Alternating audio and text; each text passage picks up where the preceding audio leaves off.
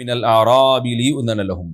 عام منافقین کے تذکرے کے بعد اللہ نے جو گاؤں دیہاتوں میں رہنے والے منافقین تھے ان کا الگ سے تذکرہ کیا، کیونکہ وہ بہت سخت قسم کے منافق تھے۔ گاؤں کے لوگوں کی عادت ہوتی ہے، ان میں شدت پائی جاتی ہے، اگر وہ برے ہیں تو برائی میں بھی شدت، اچھے ہیں تو اچھائی میں بھی شدت۔ تو قرآن ان دیہاتیوں کی جو مدینہ کے ارد گرد دیہات تھے، ان دیہاتیوں میں جو منافق ہیں ان کا بیان کر رہا ہے کہ وہ شہری منافقین سے بھی زیادہ شدید ہیں اور ان کا کفر ان سے بھی زیادہ سخت ہے۔ اس لیے قرآن کہتا ہے وَجَاءَ الْمُعَذِّرُونَ مِنَ الْأَعْرَابِ، بہانے باز دیہاتی بھی آئیں گے، یعنی آئے آپ کے پاس، لِيُؤْذَنَ لَهُمْ، تاکہ ان کو بھی اجازت دے دی جائے تبوک میں پیچھے رہنے کی کہ ہم نہیں جائیں گے۔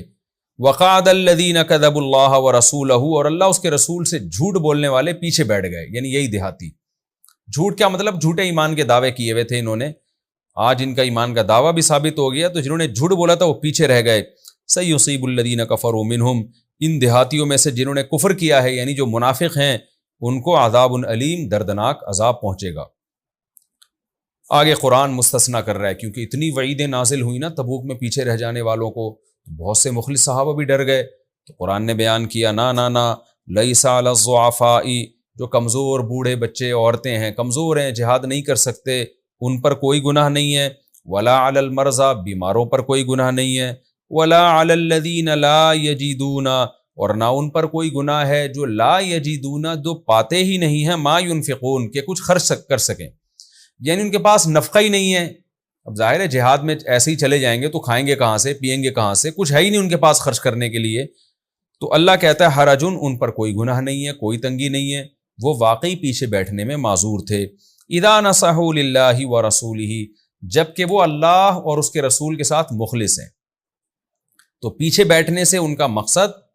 دنیا پرستی نہیں ہے، کیونکہ وہ تو ہر موقع پر اسلام کا ساتھ دیتے ہیں اور مخلص ہیں اسلام کے ساتھ، اللہ رسول کے ساتھ۔ کسی عذر کی وجہ سے پیچھے رہ گئے وہ، تو ان پر کوئی حرج نہیں ہے۔ ما علی المحسنین من سبیل، پھر اللہ ان کو تسلی دیتا ہے اچھا عمل کرنے والوں پر کوئی گناہ نہیں ہے، تو یہ اچھے لوگ ہیں،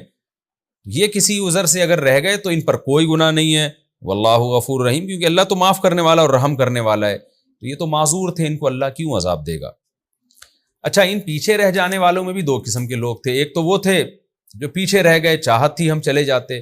کچھ ایسے مخلص تھے جن کو پیچھے رہنے میں اتنی تکلیف ہوئی ہے کہ ان کے لیے جہاد میں جانا خوشی کا سبب اور پیچھے رہنا بہت بڑے غم کا سبب تھا، ان کا اللہ نے الگ سے تذکرہ کیا۔ وَلَا عَلَى الَّذِينَ إِذَا مَا أَتَوْكَ، ان پر بھی کوئی گناہ نہیں ہے کہ جب وہ آپ کے پاس آئے، لِتَحْمِلَهُمْ، تاکہ آپ ان کو سواری دے کے ان کو سوار کریں، انہوں نے اپنے آپ کو پیش کر دیا آپ کے سامنے، قُلْتَ، لیکن آپ نے جواب میں کیا کہا، لا اجید ما احملکم علیہ، میرے پاس کوئی ایسی سواری نہیں ہے جس پر میں تمہیں سوار کروں۔ ان پر ایسے غم کے پہاڑ ٹوٹے کہ اس مشکل موقع میں ہم نبی کے ساتھ نہیں ہیں، ہمیں گھر واپس جانا پڑ رہا ہے، کس منہ سے ہم گھر جائیں گے، ایسے پہاڑ ٹوٹے۔ قرآن کہہ رہا ہے تولوا واعینہم تفیض من الدم، وہ پیچھے مڑے اس حال میں کہ ان کی آنکھیں بہہ رہی تھی آنسوؤں سے، یعنی تھوڑا بہت نہیں رو رہے تھے، بہت زیادہ روتے ہوئے واپس ہوئے، حزنن، غم کی وجہ سے رو رہے تھے کہ ہم اتنی بڑی فضیلت سے محروم ہو رہے ہیں۔ اللہ یجدو، غم اس کا یہ تھا کہ لا یجدو ما ينفقون، کہ ان کے پاس نہیں ہے وہ کچھ جو یہ خرچ کر دیتے، کچھ خرچ کر کے سواری لے لیتے، وہ ان کے پاس نہیں ہے، کاش ہوتا اور ہم بھی نبی کے ساتھ جہاد میں شریک ہوتے۔ تو قرآن کہہ رہا ہے ان پر بھی کوئی حرج نہیں ہے۔ قرآن سے تو پتہ چلتا ہے ان کو کوئی گناہ نہیں ملے گا، لیکن صحیح حدیث سے پتہ چلتا ہے کہ نہ صرف یہ کہ ان کو گناہ نہیں ہوا، بلکہ جہاد میں ان کو پورا اللہ نے وہ اجر دیا جو صحابہ کو دیا۔ حدیث میں آتا ہے، صحیح بخاری مسلم کی حدیث ہے، ما قطعتم وادیا، آپ جب جہاد میں جا رہے تھے نا تو آپ صحابہ سے کہنے لگے کہ ہم کسی بھی وادی کو کراس کرتے ہیں اور کچھ بھی ہم جہاد میں خرچ کرتے ہیں تو یہ قوم ایسی ہے جو ان اعمال میں ہمارے ساتھ شریک ہے، حالانکہ وہ ہمارے پاس درمیان موجود نہیں ہے۔ تو یہ کون لوگ تھے؟ آپ نے فرمایا حبسہم العذر او قال حبسہم المرض، جن کو کسی بیماری اور عذر نے روک لیا، ان کی نیتیں تھیں۔ تو علماء یہ حدیث نیت کے باب میں ذکر کرتے ہیں کہ نیت ایسی چیز ہے جو آپ کو اجر میں شریک کر دیتی ہے۔ تو قرآن سے پتہ چلتا ہے کہ ان پہ کوئی گناہ نہیں ہے، لیکن حدیث سے پتہ چلتا ہے کہ نہ صرف یہ کہ گناہ نہیں ہے بلکہ وہ صحابہ کے ساتھ جہاد میں برابر کے شریک تھے، اجر میں، جہاد کے اجر میں شریک تھے وہ۔ آگے قرآن کہتا ہے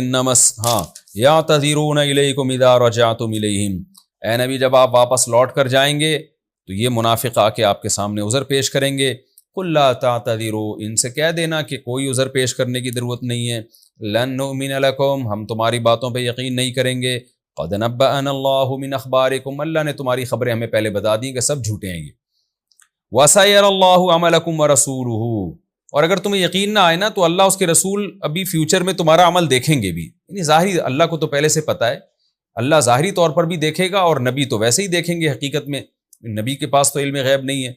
تو اس سے بھی پتہ چل جائے گا کہ تم کتنے پانی میں ہو، یعنی کوئی ایک واقعہ نہیں، آگے بھی لڑائیاں ہوں گی اور اس میں بھی پتہ چل جائے گا، وَسَيَرَ اللَّهُ عَمَلَكُمْ وَرَسُولُهُ، ان قریب اللہ اس کے رسول آگے بھی تمہارا عمل دیکھیں گے، ثُمَّ تُرَدُّونَ إِلَىٰ عَالِمِ الْغَيْبِ، پھر مرنے کے بعد تو تم اس ذات کی طرف لوٹائے جاؤ گے جو غیب اور ظاہری چیزوں کا علم جانتا ہے، وہ تو تمہارے ایک ایک عمل کو تمہارے سامنے ظاہر کر دے گا، فَيُنَبِّئُكُم بِمَا كُنتُمْ تَعْمَلُونَ، جو کچھ تم کر رہے ہو اس کی تمہیں خبر دے دے گا، سَيَحْلِفُونَ بِاللَّهِ لَكُمْ إِذَا انقَلَبْتُمْ إِلَيْهِمْ، یہ ان قریب اے صحابہ، اے لکم جمع کا صیغہ ہے تو نبی اور صحابہ سب کو خطاب ہے، پھر اسی بات کا تکرار کیا جا رہا ہے کہ یہ لوگ یہ کام اس لیے کریں گے کہ آپ ان کو کوئی دنیاوی سزا نہ دیں، پنشمنٹ نہ ہو، تو اللہ کہہ رہے ہیں آپ نے بھی اعراض کرنا ہے، سزا نہیں دینی ان کو، کیوں؟ اس کی وجہ آگے آ رہی ہے، سَيَحْلِفُونَ بِاللَّهِ لَكُمْ، ان قریب یہ لوگ آپ کے لیے قسمیں اٹھائیں گے اللہ کی، اِذَا انقَلَبْتُمْ إِلَيْهِمْ، جب تم لوٹ کر جاؤ گے ان کی طرف، لِتُعْرِضُوا عَنْهُمْ، تاکہ اے صحابہ اے نبی آپ ان سے اعراض کریں، یعنی اس لیے یہ جھوٹی قسمیں اٹھائیں گے تاکہ آپ ان کو سزا نہ دیں، تو اللہ کہہ رہا ہے فَاعْرِضُوا عَنْهُمْ، آپ بھی اعراض کریں، آپ کو بھی اجازت نہیں ہے کہ ان کو کوئی سزا دیں، کیوں؟ اِنَّهُمْ رِجْسٌ، یہ پلید لوگ ہیں، ناپاک لوگ ہیں، یہ بھی ایک قرآن کی بلاغت ہے، یعنی دیکھیں ایک چیز ہوتا ہے نجس، ایک ہے نجس، نجس کہتے ہیں نجاست کو، گندگی کو، نجس اس چیز کو کہتے ہیں جس پہ گندگی لگی ہو، تو اگر کوئی چیز گندی ہو جائے اس چیز کو تو پاک صاف کیا جا سکتا ہے، لیکن خود گندگی کو پاک نہیں کیا جا سکتا،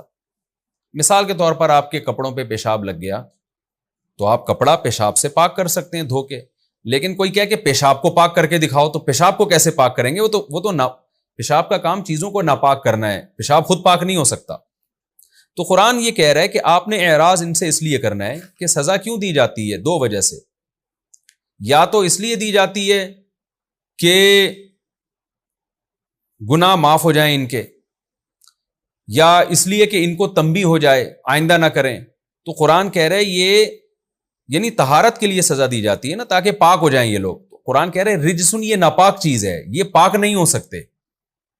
تو ان کو آپ اپنے حال پہ چھوڑ دیں، انہوں نے ایسے کا ایسا ہی رہنا ہے، ان پہ سزاؤں کا کوئی اثر ہونے والا نہیں ہے، اور ظاہر مصلحت کے بھی خلاف تھا، وہی مصلحت جو نبی صلی اللہ علیہ وسلم بتاتے تھے، میں اگر ان کو سزائیں دوں گا، گردنیں اڑاؤں گا، تو دنیا جو کافر ہے وہ یہ کہے گا کہ نبی صلی اللہ علیہ وسلم اپنے ساتھیوں کو مار رہے ہیں، ان کو تو منافق اور مومن کا فرق نہیں پتا نا، تو مصلحت بھی ہے اور سزا دینے کا کوئی فائدہ بھی نہیں ہے، آخرت میں اللہ پوری سزا دے دے گا، قرآن کہہ رہا ہے انہم رجسون، یہ ناپاک لوگ ہیں، ناپاک چیز پاک نہیں ہو سکتی، یعنی خود ناپاکی پاک نہیں ہو سکتی، جس چیز پہ ناپاکی لگی ہوئی ہو وہ چیز تو پاک ہو سکتی ہے، تو مسلمان جو ہے وہ گناہ کر کے ناپاک ہو جاتا ہے، توبہ کر کے سزا دے کے گناہ کی نجاست اس سے دور ہو جاتی ہے، لیکن یہ اس قسم کے منافق ہیں کہ یہ تو خود ناپاکی ہیں، یعنی مبالغتاً قرآن کہہ رہا ہے ان کے پاک ہونے کی امید نہیں ہے، لہذا آپ اعراض کریں، وَمَأْوَاهُمْ جَهَنَّمْ، ان کا ٹھکانہ جہنم ہے، جزاء بما كانوا يكسبون، ان اعمال کا بدلہ ہے جو یہ دنیا میں کیا کرتے تھے، يَحْلِفُونَ لَكُمْ لِتَرْضَوْا عَنْهُمْ، یہ آپ کے سامنے قسمیں اٹھائیں گے تاکہ آپ اے مسلمانوں تم ان سے راضی ہو جاؤ، جمع کا صیغہ ہے، نبی اور تمام صحابہ مراد ہیں کہ تم ان سے راضی ہو جاؤ، تو قرآن کہہ رہا ہے کہ جھوٹ بول کے اگر یہ نبی اور صحابہ کو راضی کر بھی لیں گے تو اللہ ایسے لوگوں سے راضی نہیں ہوتا، اور نبی کی رضا وہ مقصود ہے جس میں اللہ راضی ہو جائے، اگر اللہ کو بیچ سے نکال کے نبی کو راضی کرنے کی کوشش کریں گے تو وہ پھر فائدہ نہیں ہے، یعنی نبی کو بھی خوش اس لیے کیا جاتا ہے نا تاکہ نبی کی خوشی میں اللہ کی خوشی ہے، تو اصل مقصد تو اللہ کی رضا ہے، تو یہاں قرآن کہہ رہا ہے کہ یہ جو آپ کو خوش کرنے میں لگے ہوئے ہیں ان کا مقصد اللہ کی وجہ سے نہیں ہے بلکہ ان کے کچھ سیاسی فائدوں کی وجہ سے آپ کو خوش کرنا چاہتے ہیں، تو اگر آپ خوش ہو بھی جائیں تو اللہ پھر بھی خوش نہیں ہوگا، لہذا آپ کے راضی ہونے سے ان کو فائدہ پھر بھی کچھ نہیں ہوگا، فَإِن تَرْضَوْا عَنْهُمْ، پس اگر آپ ان سے راضی ہو بھی جائیں، فَإِنَّ اللَّهَ لَا يَرْضَىٰ عَنِ الْقَوْمِ الْفَاسِقِينَ، تو اللہ ایسے فاسق